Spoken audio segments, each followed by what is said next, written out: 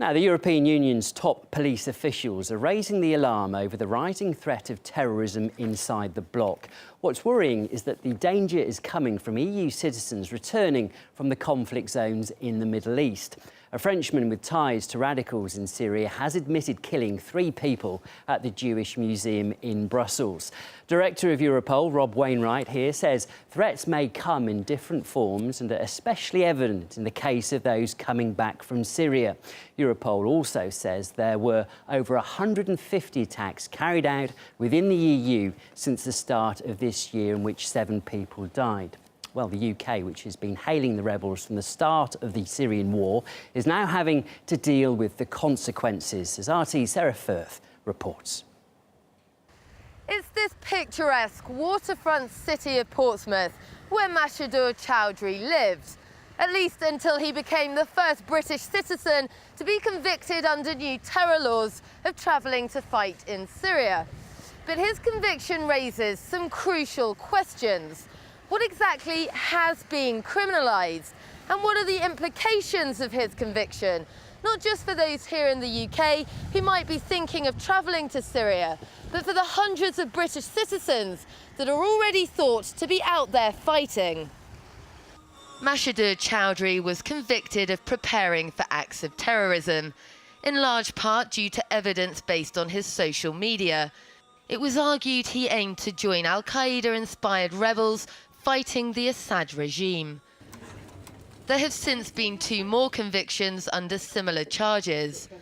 But despite the recent prosecutions and a Met police scheme aimed at preventing young people going to Syria, RT spoke exclusively to one Brit who's travelled to the country to provide aid, not to fight, and he has a message. People are going to go regardless. These people are going for what they believe in.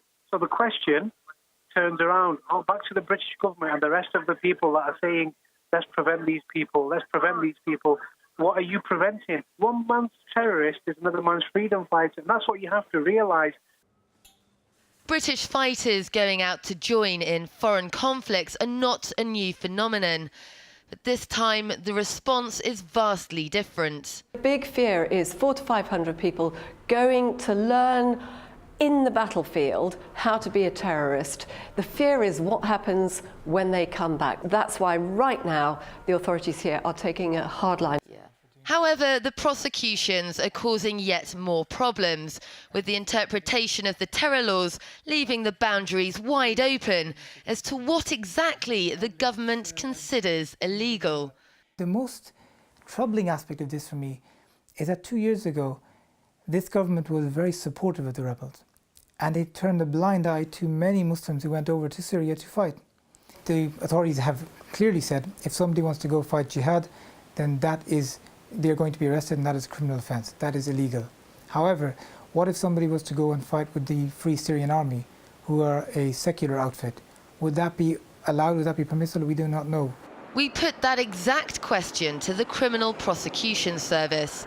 In a statement to RT, they said, becoming involved in terrorist training abroad or fighting in a conflict abroad is potentially an offence under that law. But when pushed on whether fighting with the Free Syrian Army in particular might constitute an act of terrorism, they refused to clarify further. It means that Britain now finds itself in the confusing situation where it could potentially be convicting its citizens for fighting with the very rebels Westminster has backed since the start of the conflict. Sentencing for Chowdhury has yet to take place. He might have been the first convicted, but with the scrutiny over foreign fighters growing, it's unlikely he'll be the last. Sara Firth, reporting for RT. Well, the numbers of those being recruited to fight with the rebels in Syria is only getting larger. There are reportedly almost 2,000 fighters in Syria from Western Europe, and that's 18% of the entire foreign fighter population in the country. France leads the top 5 European nations, who are the largest contributors of recruits, with an estimated 400 people there. And next in line is Britain with more than 300, and then comes Germany, Belgium and the Netherlands. Well, Investigative journalist Paul Ashmar says the British government doesn't know how to deal with the returning fighters. The UK position on Syrian terrorism, as they put it, is confused. Initially, the UK was supporting the insurgency against President Assad. There is no doubt that people going to Syria, being trained in a military operation, then coming back, have some potential to be a threat. And that's a really difficult issue for the West to deal with. There are certainly supposed to be up to 700 UK citizens fighting in Syria at the moment.